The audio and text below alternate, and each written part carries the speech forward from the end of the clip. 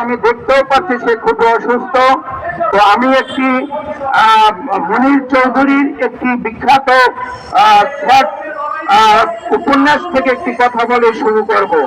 প্রিয় বন্ধুরা, সাংবাদিক বন্ধুরা,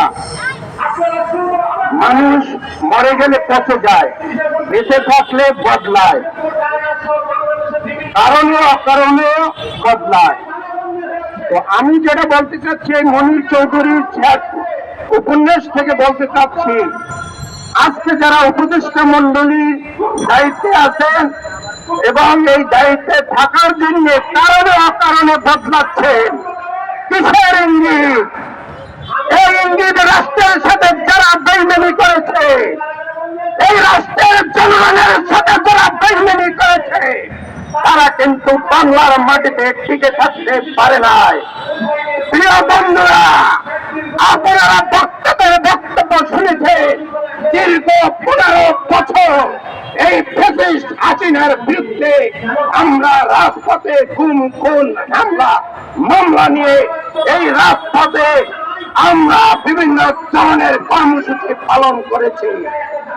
প্রিয় বন্ধুরা, আপনারা সবাই জানেন, এই পাশে যে হাইকোর্ট, এই হাইকোর্ট হচ্ছে বাংলাদেশের সর্বোচ্চ বিচারালয়। এখান থেকে ভুল বিচার এসে এদেশের জাতীয় এবং জাতীয়তাবাদী দলের চেয়ারপারসন, 3বারের নির্বাচিত প্রধানমন্ত্রীকেও 5 বছর থেকে 10 বছর সাজা দিয়েছে। এই আলামত আপনারা দেখেছেন। প্রিয় সাংবাদিক বন্ধুরা, আপনারা সাক্ষী। সর্বশেষ বলতে চাই, এই বাংলাদেশ থেকে যদি কেউ বেইমানি করে, এই মাটির সাথে কেউ বেইমানি করে, শেখ মুজিবুর রহমান বাংলাদেশ থেকে নিঃশেষ হয়ে গেছে। আজকে সেই শেখ পরিবারের যে কন্যা শেখ হাসিনা বাংলাদেশ থেকে পালিয়েছে, ওই নির্বাচনের জন্য আমরা 15 বছর এই রাষ্ট্রতে আন্দোলন করেছি। এই নির্বাচন নিয়ে আজকে যদি কারণে যদি এই উপদেষ্টা মন্ডলীর কোন চালপানা বিলম্বিত করে, আপনাদের বিচার কিন্তু বাংলাদেশের মাটিতে হবে। এক বক্তা বলে গেছেন, এই বাংলাদেশে শাহাবুদ্দিন লুৎফর রহমান কিন্তু তত্ত্বাবধায়কের প্রধান ছিল, আজকে এখনো টিকে আছে। কিন্তু ওই আওয়ামী লেভেলের ফখরুদ্দিন মঈনুদ্দিন কিন্তু দেশ ছাড়তে বাধ্য হয়েছে।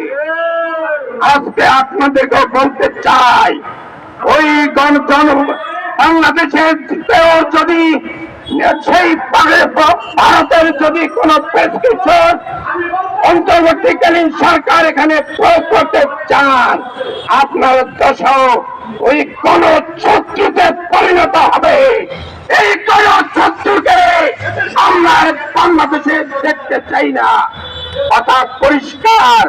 প্রত্যেকের যারা রাজনীতির সাথে সম্পর্ক আছে, খবর রাখে, একদম ক্লিয়ার বক্তব্য, একটি রোড ম্যাপ দিয়ে বাংলাদেশের যত ষড়যন্ত্র, এই ষড়যন্ত্রের মোকাবেলার জন্য এদেশে একটি ভালো নির্বাচন দিয়ে এবং যে নির্বাচনে আসে তাদের সবাই নিয়ে বাংলাদেশ গড়বে।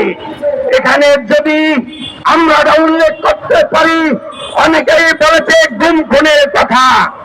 জাতীয়তাবাদী দল, অন্যান্য দল মতভেদ থাকতেই পারে, জামাতের মতো কেউ এই দেশ থেকে ক্ষতিগ্রস্ত হয় নাই।